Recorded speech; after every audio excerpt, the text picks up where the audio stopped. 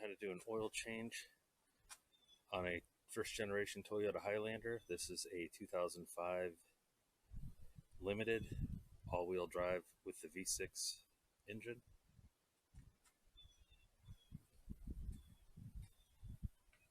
It takes 530 oil, 5 quarts. There's the oil filter I picked up. Picked this one up at CarQuest.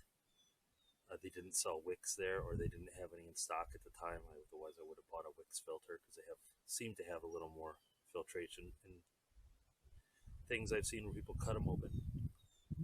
14 millimeter socket wrench in that oil wrench or oil filter removal wrench, which I'll show you, because unfortunately, in these vehicles, the oil filter is here near the catalytic converter. It's up underneath, and you can't even see it, but you can feel it. I'll put the camera down there to show you what I'm up against, but that's where the filter is located.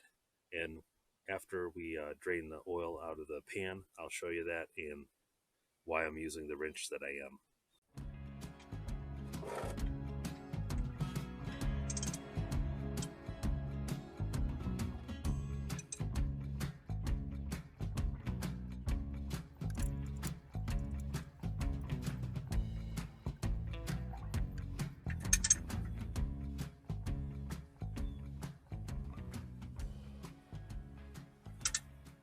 I'm not sure what the torque spec is on this. You can look it up online. I know for the transmission plug, it's 35 foot-pounds.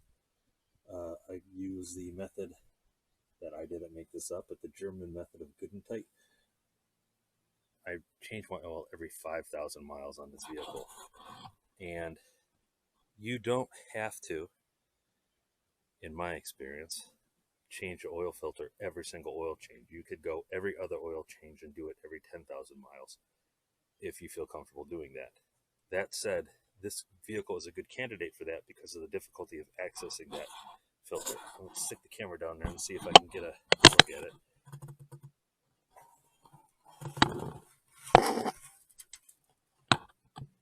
All right, there's the location of it. So, like I said, I have to reach underneath and do it all by feel. So that's not fun to do, and that's why I do it every third time on this vehicle. So I slid the oil pan underneath the car so that it's under the filter.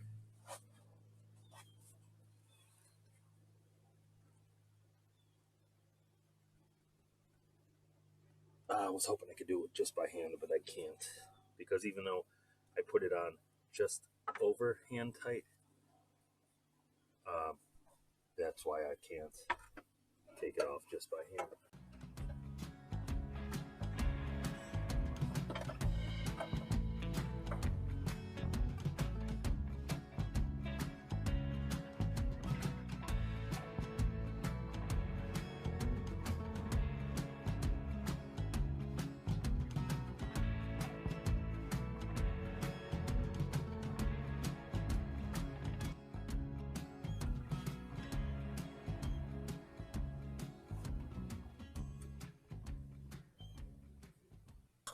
Okay, I'll put the camera back in there to see what it looks like without the filter.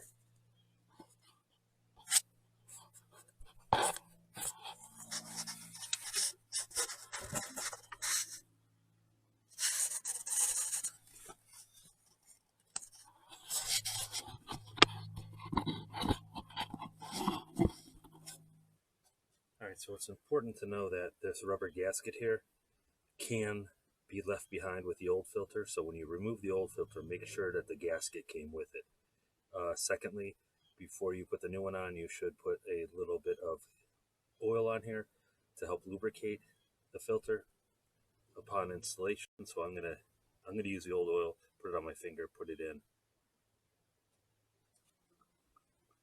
There does seem to be a lot of threads on this, so it takes a while to get it on. A lot of quarter turns with your hand at this awkward position, just like taking it off was. But what I'm going to do is get it as tight as I can by hand, and then I'll put the wrench on it and give it a quarter turn if possible to seal it down, but not too tight because As you can see, it's not that easy for me to remove it. I don't suspect it will be easy for you either, but some tasks are easier for some people than others. So regarding the oil, this is the oil fill cap, and as you can see, it suggests 5W30 for this engine.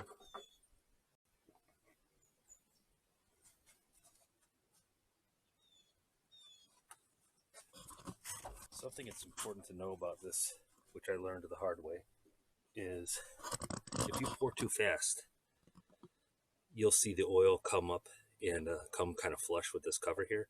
And in doing that, it'll go underneath this beauty cover and come out onto your exhaust and your engine, and it'll smell and burn as it burns off. So when you're pouring, use a filter, preferably a little cleaner than the dirty filter I'm using, and do it nice and slow so that it doesn't overflow. This car takes 5 quarts of oil. So it just so happens that what I purchased is a 5-quart container, so I'm going to send the whole container. If you don't change the filter, it may take a little less because the filter does account for some oil, but if you change the filter with your oil change, 5 quarts will be just fine. And that's about the pace of which I'm pouring oil in. If you just send it, like I said, you will end up with oil running down the side of the engine. Okay, before I forget, I think I overlooked one of the most basic things of this entire oil change. This is your dipstick to check your oil level once you fill it. That's its location. It's very basic information to many of you, I'm sure, but if you're watching this, you may not have done an oil change before, so that's where it's important to know that. So what I'm going to do is, now that I've got the oil in, I'm going to start the car up, but I'll show you how to reset the maintenance required light in this vehicle.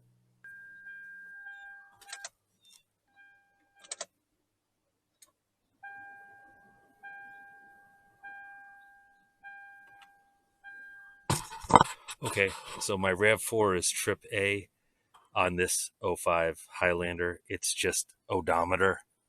And then as you see, I depressed the button as I put the key back into the accessory and on position.